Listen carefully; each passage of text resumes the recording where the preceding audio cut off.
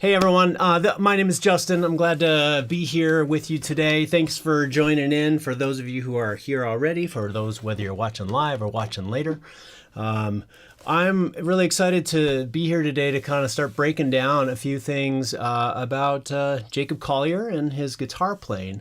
Now, some of you may be seen some of my tutorials that I've done before on particular songs, and that's how you found me here. And however you ended up here, I appreciate it. And it's just kind of been a bit of an obsession of mine of unpacking, going deep inside of these songs, not just the songs, but really the whole approach. To me, you know, as whatever your story is of how you found Jacob's music, I had found him a couple of years ago now, but I had been playing guitar and for decades using altered tunings, and I was like so familiar with that language, and hearing Jacob, there was just like this other element to it that was an extension to the language that I was not familiar with, and really hooked me, and I really wanted to get under the hood of what was going on, and see what I had to learn, and what I found to me seemed so teachable and shareable, to know that I wasn't maybe the only nerd that wanted to get deep inside of these songs. I should just mention, actually I was going to post, like, in case anyone's just joined us, they may need to refresh their browser. Can you give me a thumbs up if you hear everything okay and see everything okay? All my tests, I have not done a long live stream in quite a long time, so all my tests showed that everything should be good to go. Okay, great questions coming in. Possible to play. So what my hope is today, what my goal is today, is I want this to be a start of not just tutorial, more of a conversation about what your curiosities are about Jacob and his playing, not only how he plays, but what's going on in the tuning, what's going on the guitar. How do we start to not only learn his songs, but how do we use that vocabulary in our own playing, kind of wrap our head around it. And so I want to, hear your questions. Some things might leap forward and to be more advanced concepts. I've got a general concept that I want to start with to show you today. And if you've watched some of my tutorials, you might have seen some of these things unpacked before. But I want to be able to get us off on the ground floor of getting inside of this tuning, and then finding a way forward and being able to take tangents and jump around with specific questions. Like Nomadic says, is it possible to play all the types of triads and seventh notes with this tuning? Yes. Okay. So I want to get to that. So I'm going to be learning my way of how to make sure we're bringing everyone on board with understanding some of the basics, and being able to also talk about how to get to more complex approaches, which of course is a huge part of what we love about Jacob's music. Is kind of how expansive it is and how complicated it is. But I'm going to tell you right now that on guitar in this tuning, and then I say this with complete reverence for it, is that it's not as hard as it looks. You can say Jacob's not working that hard in the sense that physically on guitar and the chords you have to play. When I first started to get into this tuning, and when I started to realize what he was doing, and I had seen other transcriptions and tutorials on how to play his songs in standard tuning, they were like chord shapes that I would never want to play because they're just like hard to do. And realizing that this tuning, and I knew this too from years and years of playing in other altered tunings, that you get these rich sounds almost for free, in the sense that you need to learn the geography of where things live on the guitar, but a lot of times the actual physical playing of the chords themselves are not as difficult as they sound, as the sounds that you're able to get out of them. So so that's the beauty of it. And we've all probably heard Jacob talk about his approach to this as well, and that, on his 5-string, and I'm going to be covering, I've got a 5 and a regular 6-string here that I'm going to demonstrate some things on, is that is, you know, it's like he's primarily fretting only 3 notes at a time, most of the time.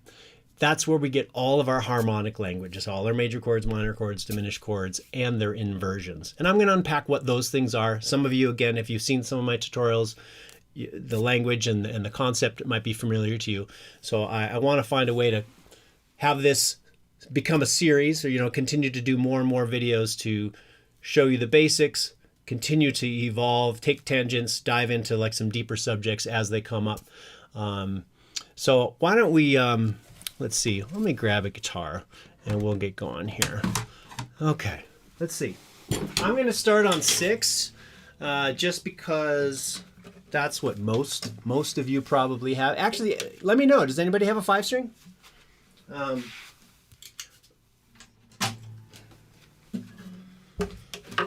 So I have, let's see, romantic. Let's see. Oh, could you talk about his... Oh, the hammer-on left-hand technique. Yep, that's got another technique-based thing. I can demonstrate some of that stuff. He definitely does have a physicality of from his time playing upright bass. He's got this strength in his hand to do things. It's basically like he's playing a bass. But we'll get to that. Let's say. It's right, left hand, hammer on left hand technique. Mentioned since he played piano, crossed over. Yeah, he talked about like left hand, he's used to doing all this individual stuff. And upright bass, I think, is really what gives him that finger strength to do those things. Let's see. So without, I'm gonna tell you. All right, coming in the mail soon. Awesome. Yeah. So I will say I was lucky enough. I've been with Taylor for over 20 years, and one of their sales reps lives close to me, and he called me up one day and he said, "Hey, I just got a 5-string for a demo. You want to come try it? And you want to come take it?" So I have mine on long-term loan from Taylor, and so I'm really excited to have that. So here, maybe before I just jump around on some of these different techniques, and bear with me, being the first live stream and seeing how people interact and ask questions. I'd like to have, you know, some sort of a plan, which I do, but I also want to address questions as they come up. So I will try to get to those things, but to leap around, I want to give some of the bare bones basics first here. So let's get this turned on. So obviously the 5-string, everything that you can do on the 5-string, you can do on a 6-string. I will say that. So just to start that off, is that what's really unique about the 5-string, and what I think is a big motivator behind kind of the development of it, because if you've seen older videos of Jacob playing, he was playing on a 6-string. And he had videos that talked about his favorite tuning was DAEGAD. So having that 3rd string still tuned to G. Basically what the 5-string does is it eliminates that G string. And really, what that does is it just makes it a lot cleaner to play. It's not about that you need more finger space. Yes, we can say, yeah, it's nice. And it was not as much of an adjustment as I was expecting to go to 5-string. I thought my fingers wouldn't know where to land, but it's really convenient.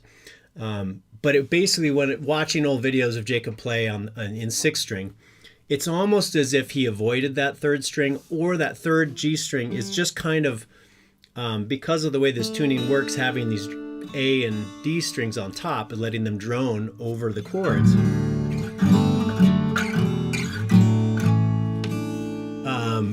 It's almost as though this note, even though it's in this key and it works over many of the chords with different suspensions, or could it be part of the triad?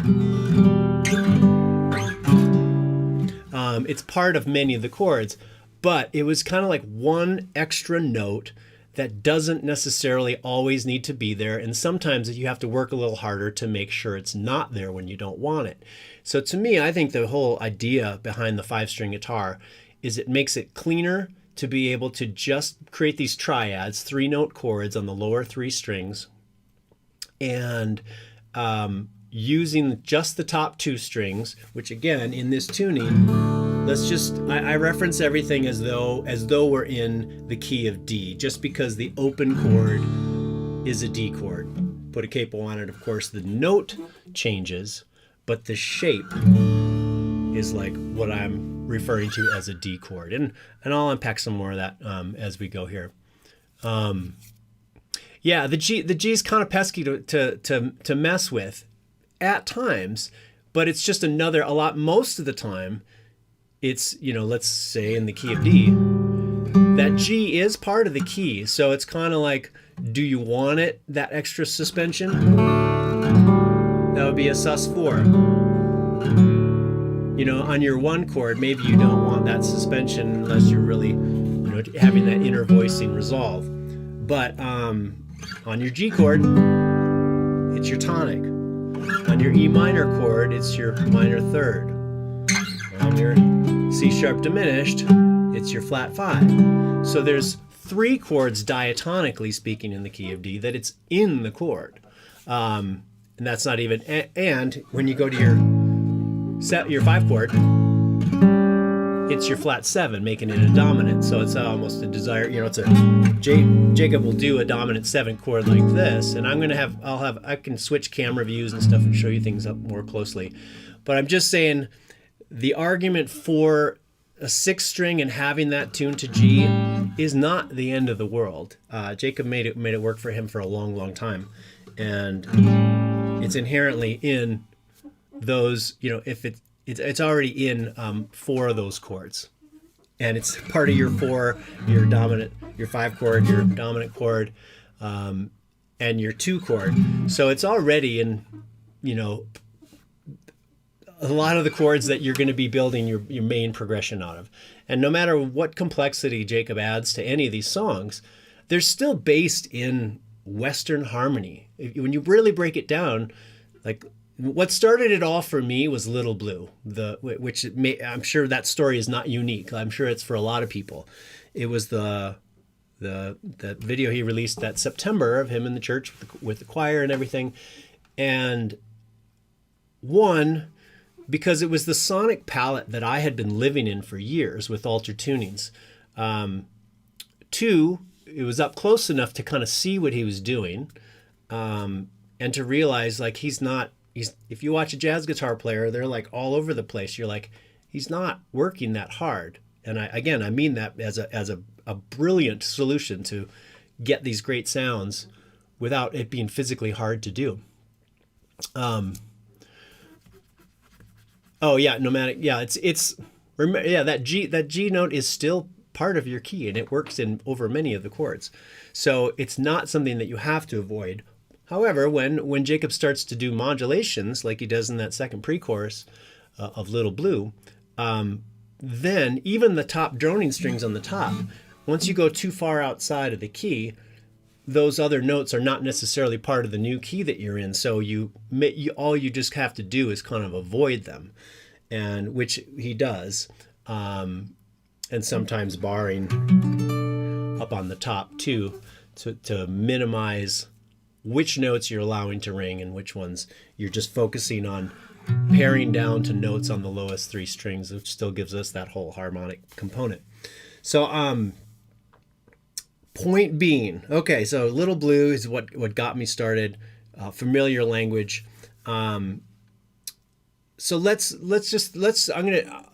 Nomadic, I want to get to your questions, but I want to set up just some of the infrastructure here of how we can start to approach this. And again, if you've seen some of my videos, some of it's been in this, but I'd like these videos to kind of build on themselves. And of course, I'm totally open to going wherever it goes. But because on guitar, if you've been playing guitar for a long time, or even if you haven't, when you learn shapes in standard tuning, this is going to be my argument for calling things by shapes. And we're maybe all have different experience levels of how we want to approach music, how we want to play music, how we want to be aware of the notes of the neck, or be aware of the actual notes that we're playing, especially if you have to communicate that to other players.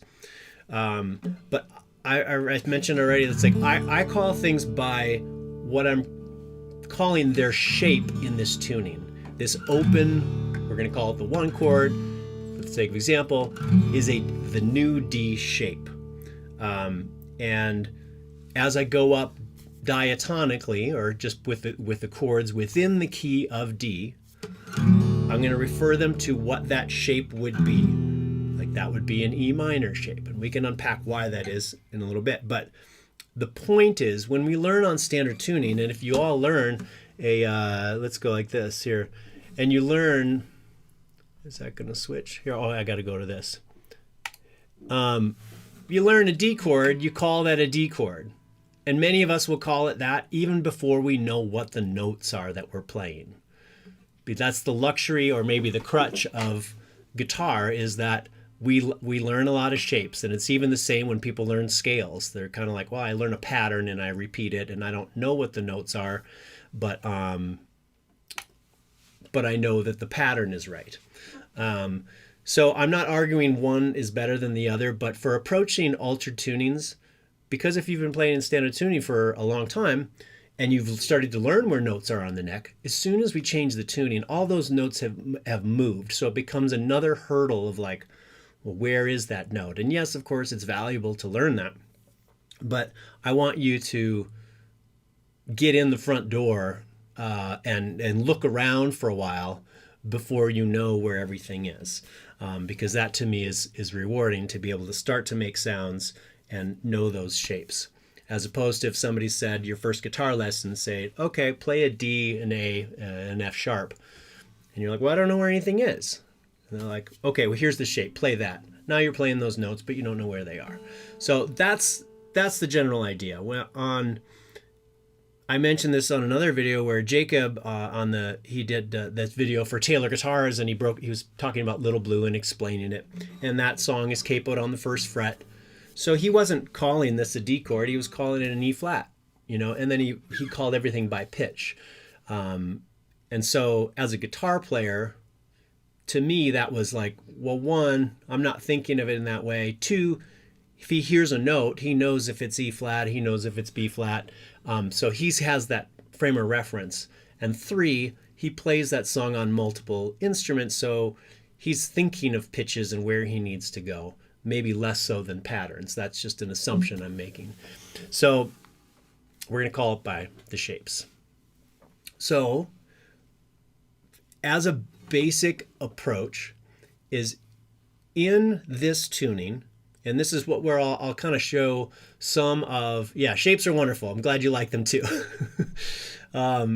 I would be severely limited as a guitar player if I had to always and only think of things by pitch first, which is why, like, I'm really great at playing the C major scale on the piano, but if you ask me to play the B flat major scale, it's going to slow me way down because I have to do a lot more thinking. And of course, it's all valuable stuff to learn, but piano is not my instrument, which reminds me too, that's the other thing about, I got into Jacob's music, I think I'd heard it before that Little Blue video came out, and I knew that, like, what I was hearing I loved, and I knew that it was complex, but I couldn't unpack it, I couldn't understand it, I couldn't see the map.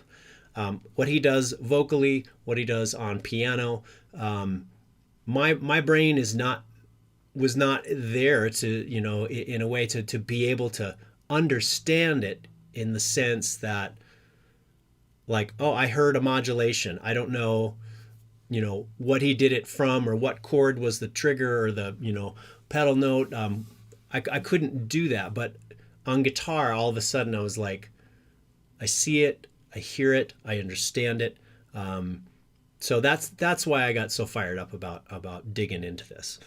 So the way that we can look at understanding how to build chords in this tuning, and right now we're just going to talk about root position chords, which means where the root is the bass note, or the lowest note that we're playing, which when you learn in standard tuning, That is most of the chords that we ever learn with, when we're first starting, unless you're been playing for a while and you start to learn some other things like D over F sharp and C over G and some common inversions of chords, in which would be first inversion or second inversion in standard tuning. There's not a lot that are like convenient or like more beginner, well, let's just say beginner level, to be able to physically play. They become harder to reach.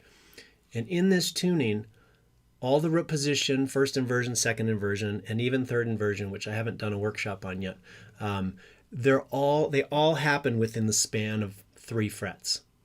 Well, I guess that would be 4 frets. They're either happening between 2, 3, or 4 frets. So they're all reachable, and they're not finger gymnastics. You're not, doing these big complicated things. So that is the beauty of this. So if we just think about the major scale, even if we don't know the notes, again, this is where the more we know, the more tools we have in our toolbox. But if we don't, and we know, do, re, mi, fa, sol, la, ti, do. So I was a little pitchy there. If we know where those notes are in that scale, and sometimes if we don't, we can do, re, mi, fa, so we can find them too. So this is the other approach of like being guided by what we already intuitively know, even if we don't know the theory behind it. Is saying, okay, well, on each of those notes for our root position chord, that is going to be the root of each of our chords in this key of D. So the other luxury that we have is that with these lowest 3 strings tuned in fifths, meaning each subsequent string is a fifth above the lower string. So there's our fifth. And every one of our chords in this key is going to have a fifth. Most of the time a perfect fifth. The next string is another fifth above it.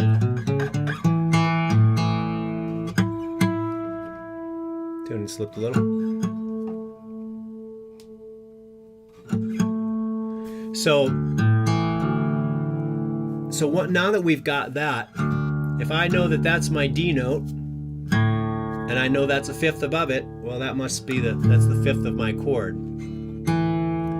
That next note, that E, is not part of my D major chord. This string by itself on the same open position or open string is the 9th.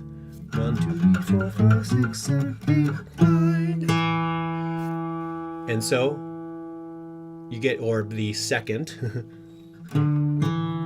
So a whole step up from that, that's where our 3rd is. And on all the root position chords in this tuning, from low to high on those bottom 3 strings, we'll always have our root, the 5th of our chord, and the 3rd will be on that 4th string. I guess I'm on the 6th string guitar. So the big thing to remember is, like in the key of D or any major key, we have 3 major chords. We have our 1 chord, and this shape is what's going to be movable. This is 0, 0, 2, meaning this 4th string is 2 frets above what these 2 were, 0, 0, 2. And if I just remember that my 4 chord and my 5 chord are also major, that exact same shape is going to translate, and all I need to know is where my 4 chord lives and where my 5 chord lives. So this is where, if we know how to count up the scale, do, re, mi, fa, sol, la, ti, do, 1, 2, 3, 4, the 4th scale degree, D, E, F sharp, G, just for those who want to know it, is that once we get to that 4 and we do that same shape, 5, 5, 7, again, which is just like, this is just 2 frets up from this bar, which is what this was like, right down here, just to make that clear. That shape is the same. And because we have those top 2 strings, right now we just get to say they work over the chord, even if we don't know why. And in this case, our G string even works because I'm on a G chord. Yeah, it's the fifths are so very stable. So if that's our 4 chord, here, mate. I don't know if the zoomed in thing is more helpful to be able to see. That 4 chord, and I'll just make this as a side note, is I like to use my pinky up on this 4th string.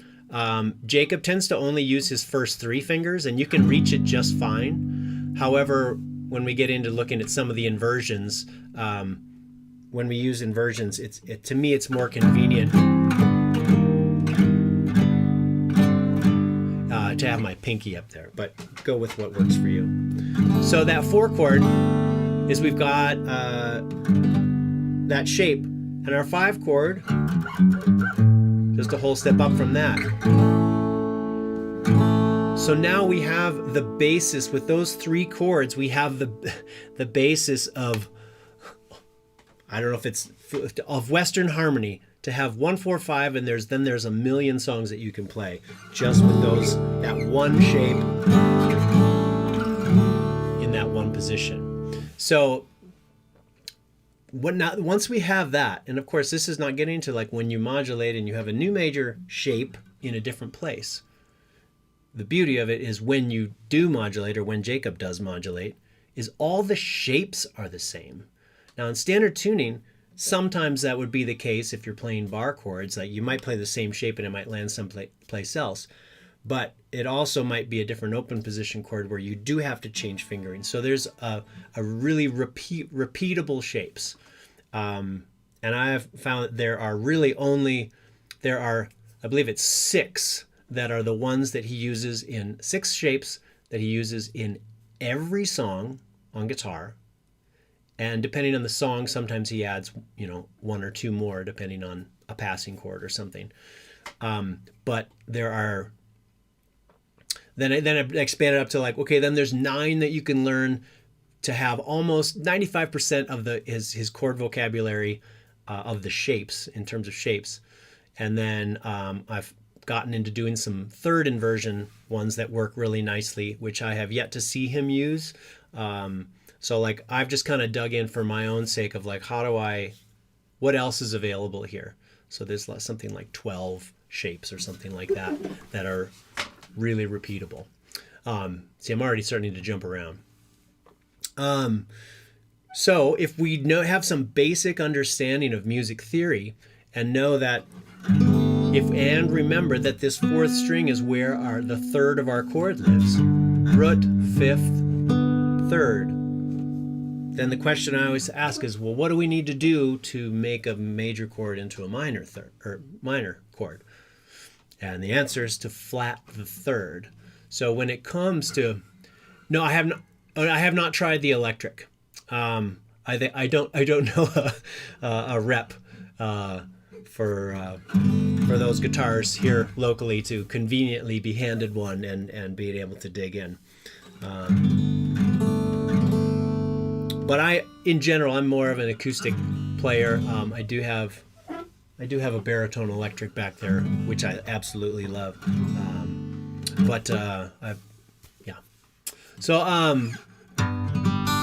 So if I said we had to flat the 3rd to make a minor shape, and if we just remember that 4th string, or where my pinky is where the 3rd of my chord is. And in order to flat it, all I have to do is the shape itself is just going to go down 1 fret. When this is whether you use pinky or a different finger, it doesn't really matter. And then all I need to know is where do those diatonic minor chords live in this scale, So we've got 3 majors, our 1, our 4, and our 5. Our 3 minors are the 2, the 3, and the 6. So do, re, 1, 2. The 2nd position, again, this is referring to root position chords. This is the 2nd scale degree of the key of D. In order to make the shape that my fingers have already done, the major shape, into a minor shape, is in this position. Now it's 2, 2, 3. If it was major, it would be 2, 2, 4. But now it's just 2, 2, 3. So I've just lowered that a little bit. And once I have that shape, I get to use it in 3 different locations. And all I have to do, or all I have to remember, is where are those three locations in this key for now, for starters. Again, we're not modulating or anything yet. But 1, 2, 3, and the top two strings work over it.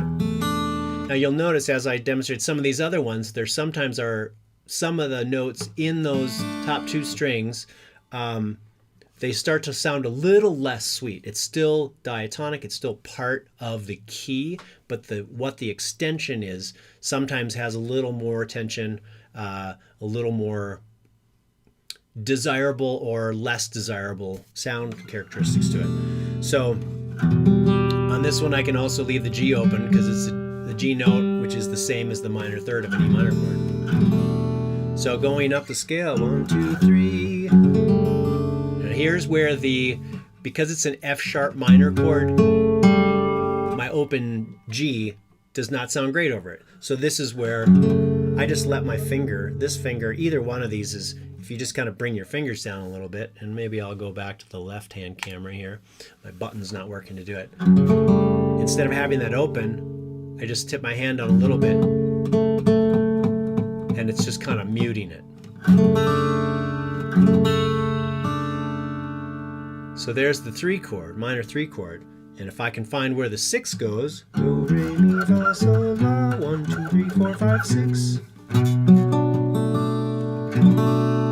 And again, this is a B minor chord, D, E, F sharp, G, A, B, which has a D in it, which is the same as our open D string.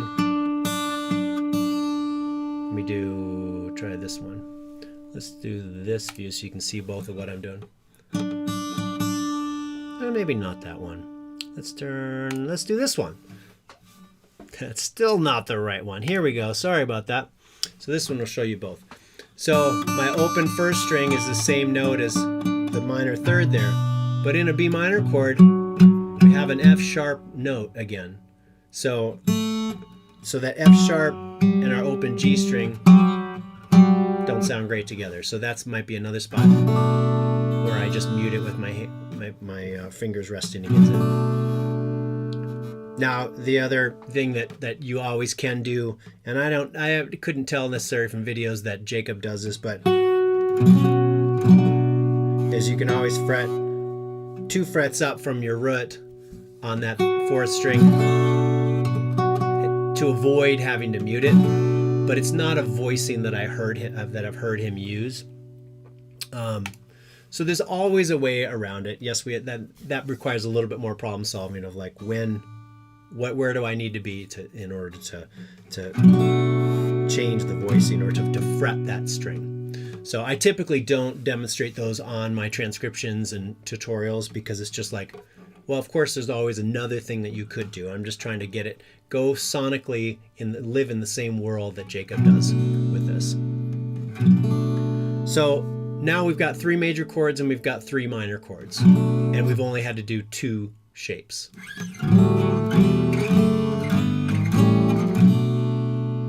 So there we go. The only thing that's left is the 7 chord, which is a diminished chord. And a diminished chord is a minor chord, so it's going to be based on this minor shape that we're already using, but it also has a flat 5. And because of the way this tuning, we talked about how all these root position chords, we have our root on the lowest string, our 5 on the 5th string, and our 3rd on the 4th string, again as we're on a 6-string guitar. So if I need to flat my 5, I need to change my fingering a little bit because it needs to go 1 fret down.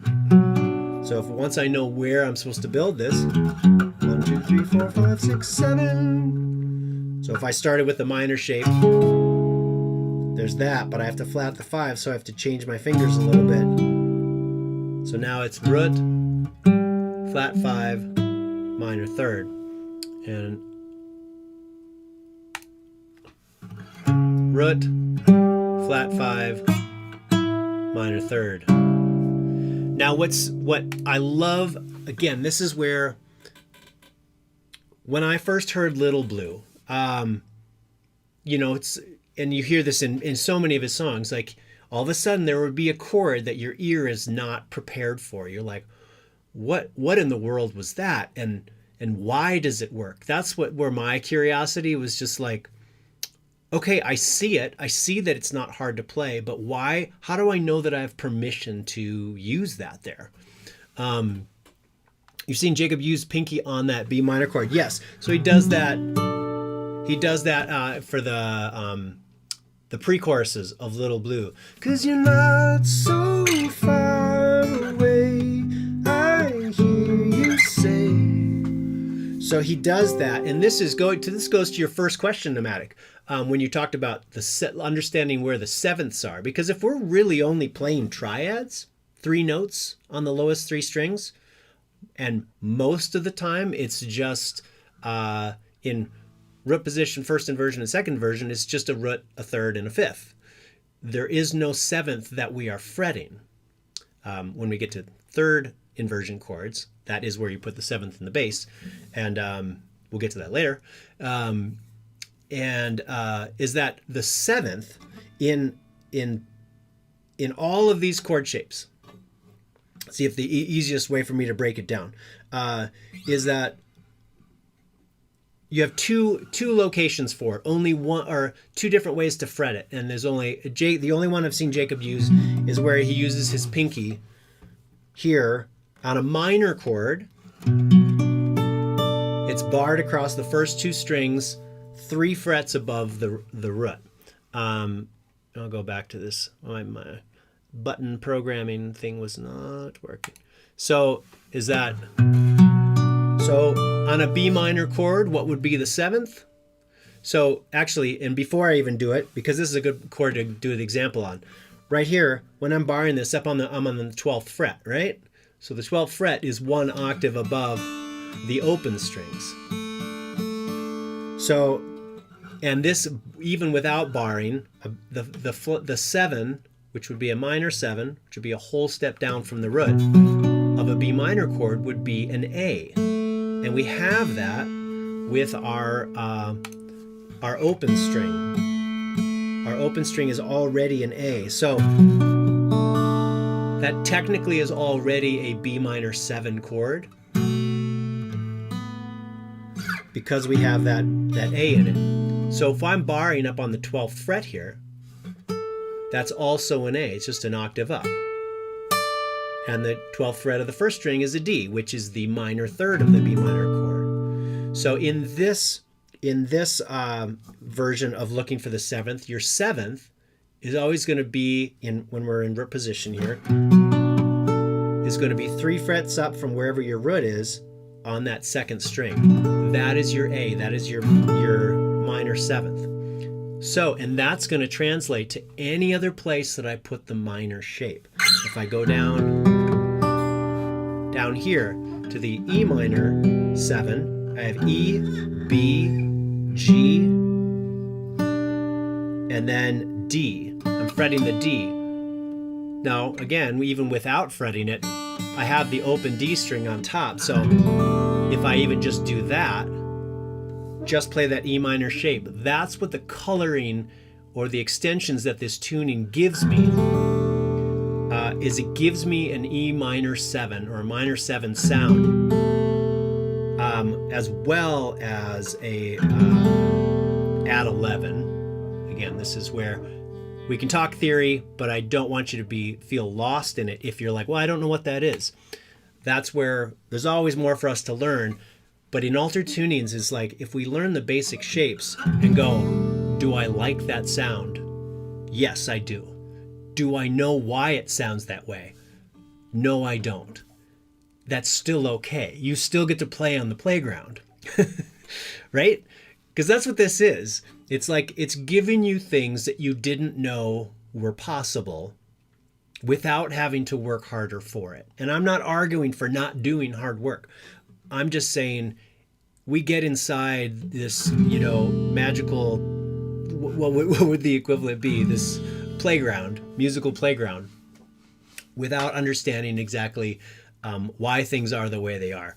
It's kind of like, this tangent just popped into my head. I've taken my kids on vacation to South Dakota in the Black Hills, if you're in the United States. And there's this place called Cosmos.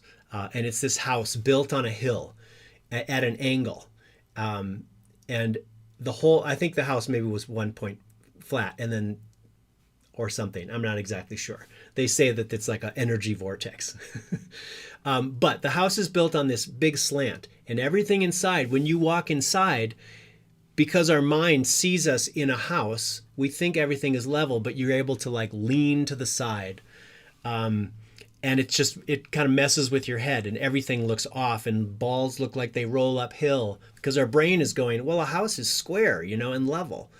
So it's I don't know if that makes any sense at all in relation to this, but it's kind of like walking into the cosmos and going, I don't know why this is so weird or so magical, but I like it.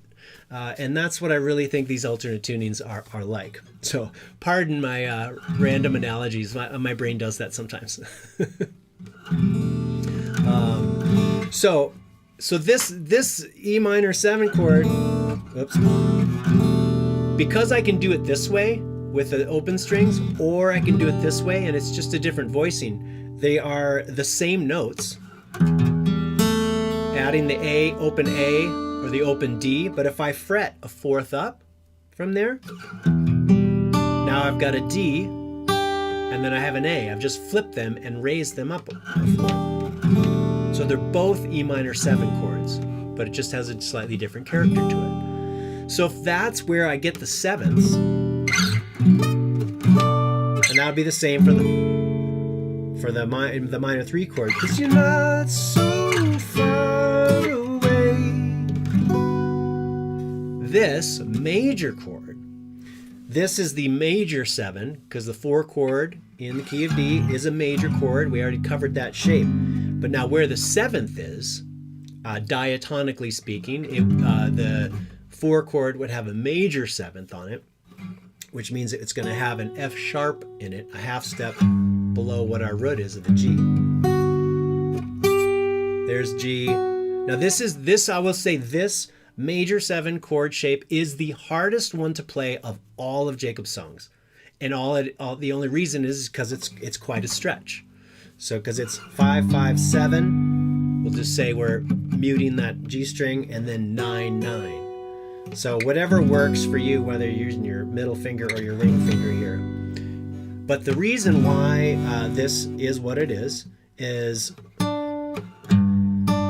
so if we think root, 5th, 3rd, at any point, this is another little kind of workaround, is like anytime, especially when you start to modulate, or anytime that you don't, whether Jacob plays it this way or you're experimenting with it, because the top 2 strings are the same notes as the bottom 2, just in reverse order, D, A, D, is that at any point on one of these root position chords, we can bar the whole thing. And it just puts those top 2 notes as part of our triad. They are they're already G, D, and now we have D, G on top. If I don't bar it, I have A and D. So I'm adding an extension. It's the 9th. Again, I don't have to know that to play on the playground. But you're able to bar at any time that you want to change the voicing a little bit, or 2, those top 2 notes don't work once you start to modulate. If I did that, I'm in a different key. If I bar it, I can save myself the clash of having 2 notes that are droning over the top that don't work. So, but back to this whole major 7th thing, is that, yeah, it is really just a mnemonic. The thing about the cosmos, it's really cool. I remember going there as a kid, and I brought my kids there, and they've asked to go back because it's such a trip. So.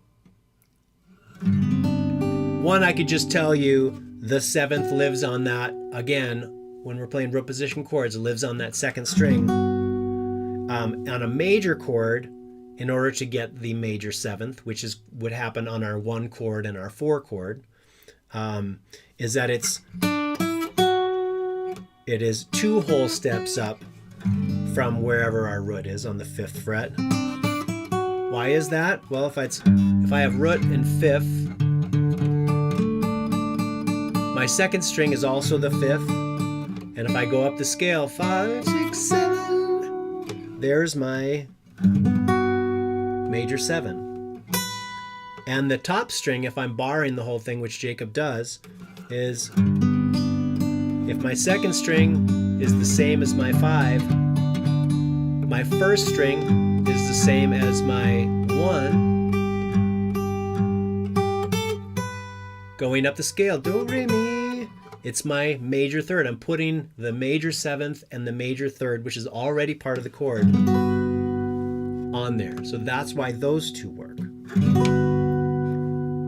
So, which would tell me this shape, if I wanted the major 7 on the 1 chord, which I have not heard Jacob do necessarily as a specifically as a major 7 chord on the 1, but it would be the same thing.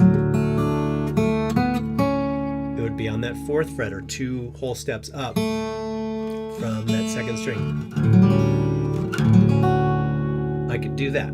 So that shape works for that, for the 1 chord, and it works for the 4 chord, which is that combination in that second pre-chorus.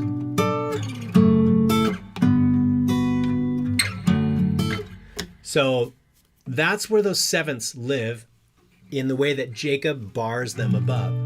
As I demonstrate on that E minor chord here, is that I still have my 7th on an E minor chord. E minor, the flat 7 or the minor 7 would be a D natural, which is what my open string already is, right?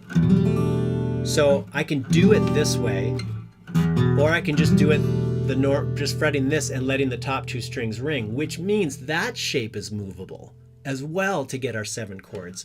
So it's kind of as though if I was having to bar down here, but I don't have to because it's the nut, they're open. Oops. And if I move up to the 3 chord and I bar back here, this is again a voicing I haven't seen Jacob do, but if those high strings kind of draw a lot of attention to themselves. I mean, they're high and chimey and nice, and there's absolutely nothing wrong with that. But if I want one, I think this is a way to make it, that's expanding where your lowest note to your highest note is a little further apart. If you want it a little closer together, or just another option, is I can bar 2 frets behind where my root is. And I still have an E minor, or I'm sorry, now I'm up on F sharp minor 7. Because my minor 7 on an F sharp minor chord would be an E natural, which is the 2nd fret of that 1st string. Which, see, that's how that works like that. And that'll also work up for my B minor 7. Sorry that the button doesn't work for me to just switch these quicker, but... So there is where your 7ths, to go back to your very first question, Nomadic. And I know we'll see, depending on how long, like we've got to pay attention to time here. We're gonna come up on an hour, and maybe we'll hit a good stopping point, because I'd like, obviously I said I'd like to do more of this and kind of gauge the interest. Knowing that some of you are watching live, asking questions, which I so greatly appreciate you, Nomadic, because I don't want to come across as professorial or an authority on anything. I look forward to the questions that stump me, and we get to solve them together. So that is my goal, is like, I can make tutorials and create my outlines and know all the things that I want to talk about, and I still could show up for these and know things that I want to talk about. But that is all fueled on my curiosity and my level of understanding, and I want it to also appeal to all of you who are watching to say, but what about this? And for me to be able to unpack that as well. Because I want it to not just be like this a way, just like learning anything. It's like we spend all our time and energy on learning how to understand something, and until we have to solve a problem on our own, sometimes we go like, well, I didn't learn how to do that. So I would like to, I didn't learn that shape. It's like for us to get inside this tuning even more to know how to do that problem solving as well, and go down whatever avenues that is relevant to this stuff. So the last thing I want to demonstrate, let's see, I already showed the diminished chord. Oh, I was talking about this before. Like we'll use Little Blue as an example again of the idea that in Little Blue, when all of a sudden, like he's I'm forgetting the place where he actually does it.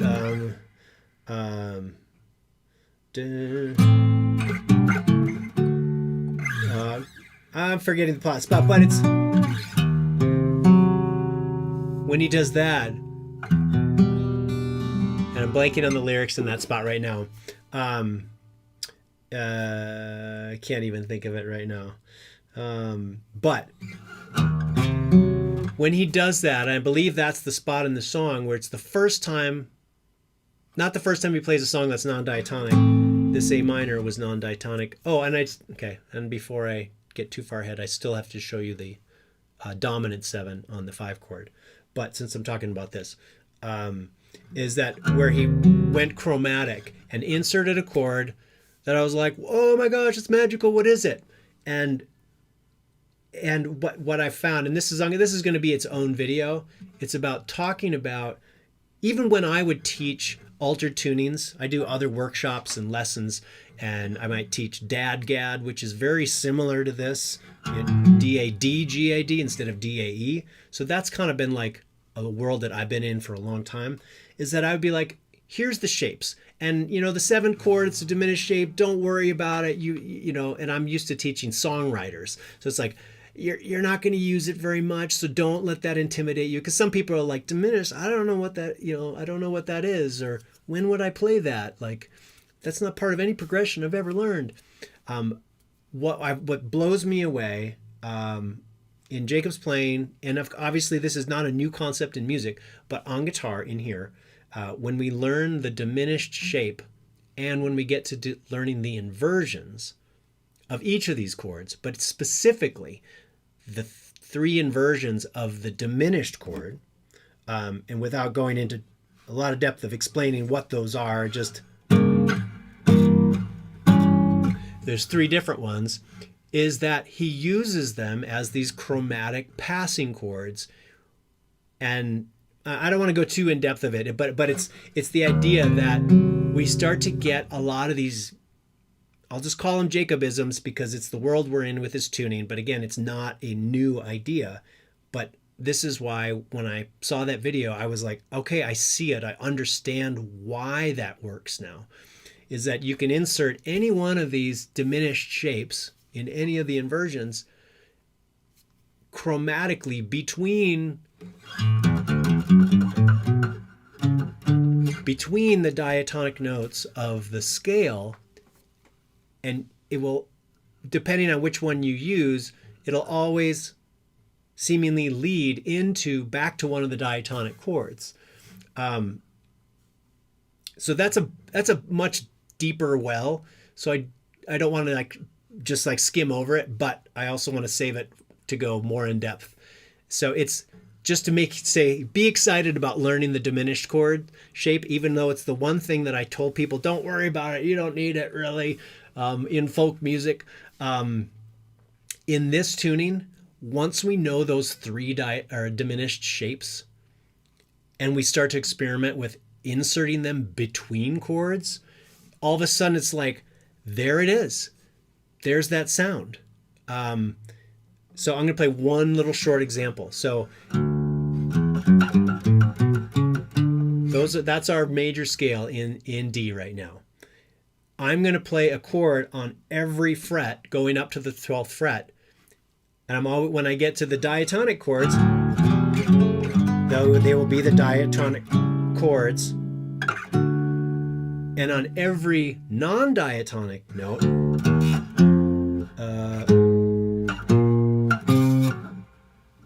on those 5 notes, I can insert any one of the diminished shapes. And again, we're going to unpack this later, but I just want you to hear it and go, oh, it is all there. And they're not physically hard to play. So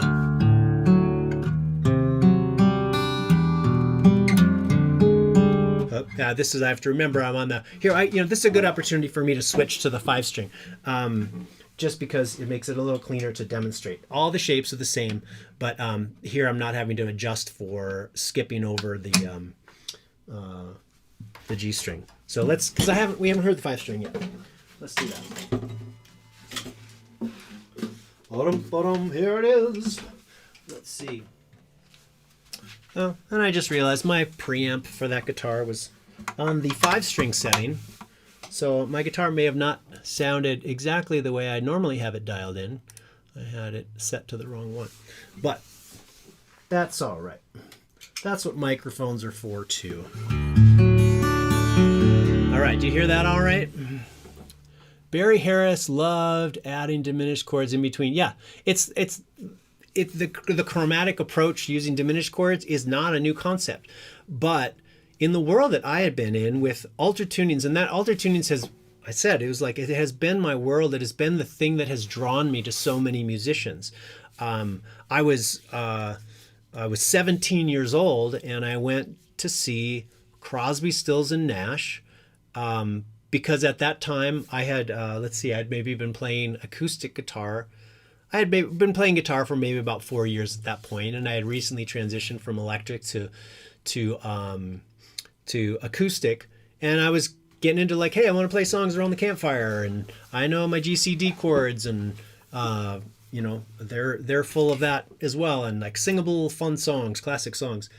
And a guy named Michael Hedges opened for Crosby, Stills and Nash. I didn't even know there was an opener. I had no idea who he was, and he came out, and he's basically, to me, the godfather of alter tunings. He's not the first person to use them by any means. All these people are, we're all learning from people that have done things before us and continuing to expand on them, standing on the shoulders of giants.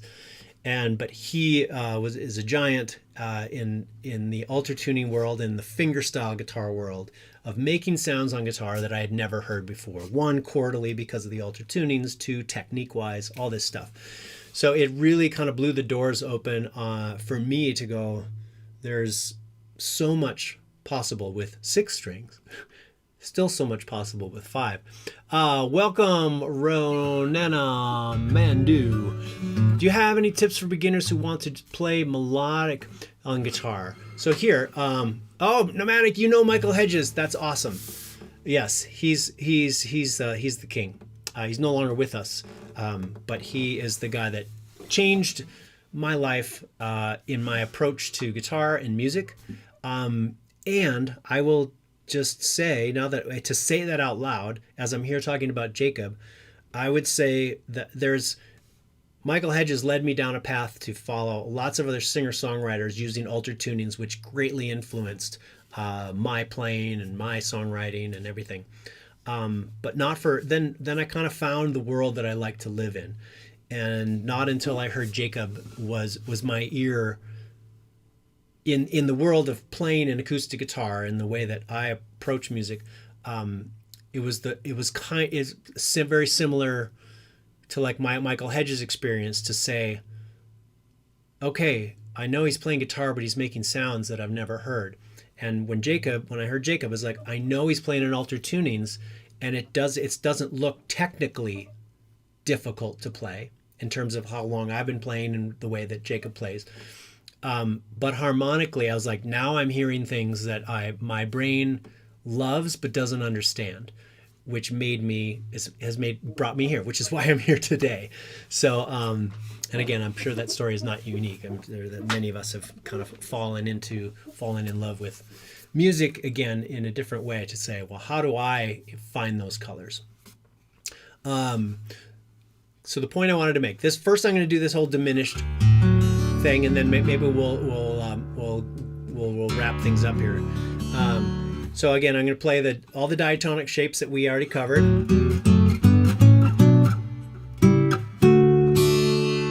But now on all the in-between chromatic notes is I'm going to do one of the diminished shapes, one or the other, and we'll teach you those on another time.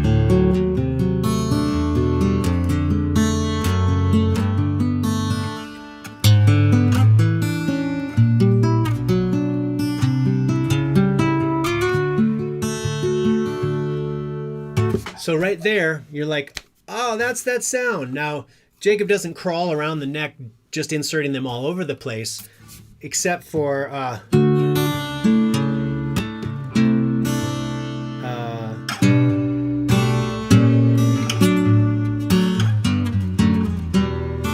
he does a little bit of that on the Witness Me from the O2, where he's moving more chromatic. But that's what it is. That's what's going on. And it's just, it's, again, maybe I'm just late to the game. Like, it was not part of my vocabulary of knowing how to duplicate it. And then it's the thing that we're going to get to before that on another lesson is first and second inversion chords. So maybe that's just going to be a foreshadowing, and that's a combination of him doing root position chords, inversions, diminished passing chords, and you combine those things again. And all of this is for most of it is like 9 different shapes that we can learn. 6 of which are the primary ones that he uses in every song. Those other 3 are used every once in a while depending on the song. And then there's a handful more that I can show you that I have also found other variations of. So I want to make sure I'm not missing anything. Sorry, there my brain is jumping around. Is the last thing I didn't show about the 7th chords is the dominant, or the dominant, built on the 5 chord. So, well, I'll show you now that I'm on the 5 string, is that I talked about before your open G string or your 3rd string on an A chord, D, E, F, G, A, your dominant chord, which is a major chord with a flat 7 in it, and it only happens diatonically in a key on the 5 chord. Jacob uses a lot of dominant chords as to help with modulations, where he's inserting a chord that's outside of the key, and we'll get to that later. But the way that Jacob does it on the 5 string is, actually on the 6th string I mentioned that your open G string is the flat 7 or the minor 7 of that dominant chord. So that's the note of our open G string.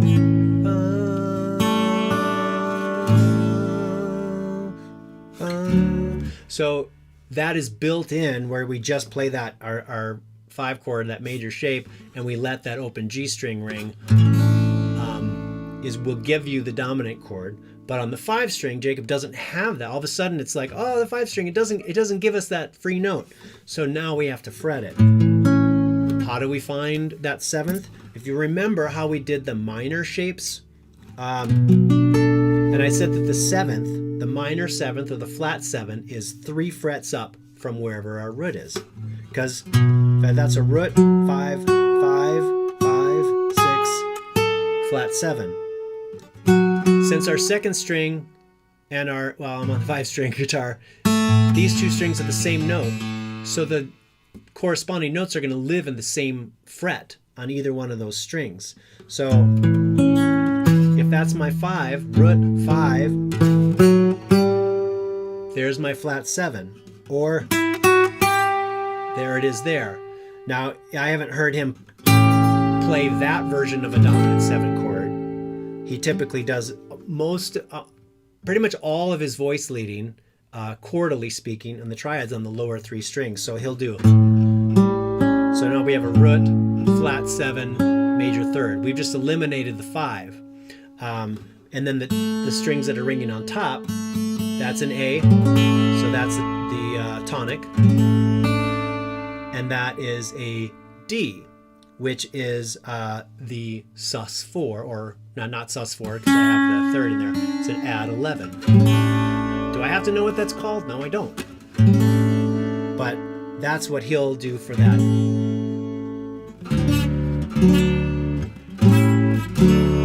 For that dominant 7 chord. So that's where the 7ths are. Your flat 7s are always 3 frets up from wherever your root, when we're in root position. Your major 7 are 2 whole steps up from wherever your root is. So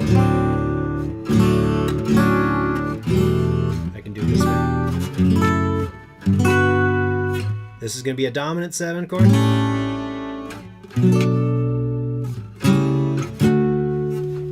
So there we go. All right. I think this is a good place to end.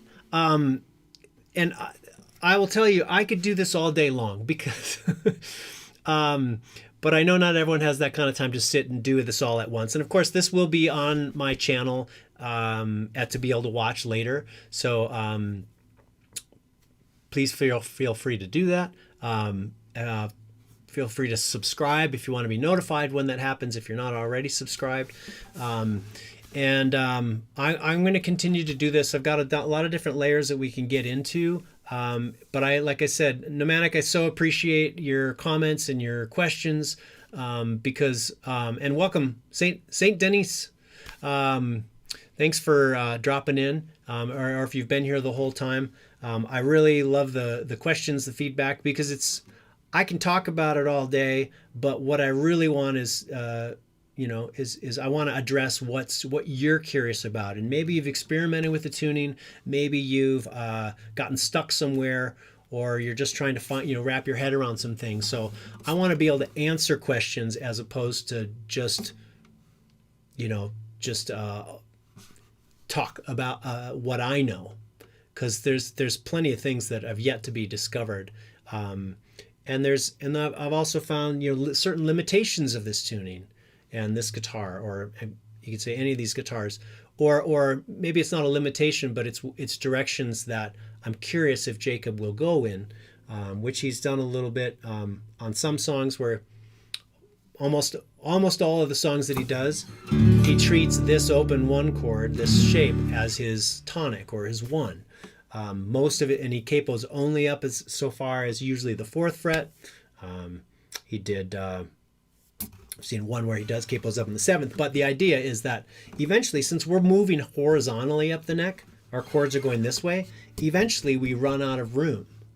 We can't access. So you start to capo up, you start to run out of room. So then you have to start playing out of different key positions, meaning you're just putting your 1 in a different place on the neck and seeing how these open droning strings work with it. So that's another one, but he's done that on only a few songs. So and he's also changed the tuning for Never Gonna Be Alone. He's raised the 1st string up to E, which then all of a sudden allows him to play out of a different tonic position. So more stuff to talk about at a later date. Nomadic, thank you so much. Yeah, and I think we'll just wrap it up there. Again, I haven't live streamed in so long. Not sure of any other way to wrap this up other than, let's see, and I'm going to do this as a test, as a way to say goodbye. We'll go to this, and I really appreciate you being here, and I look forward to chatting with you more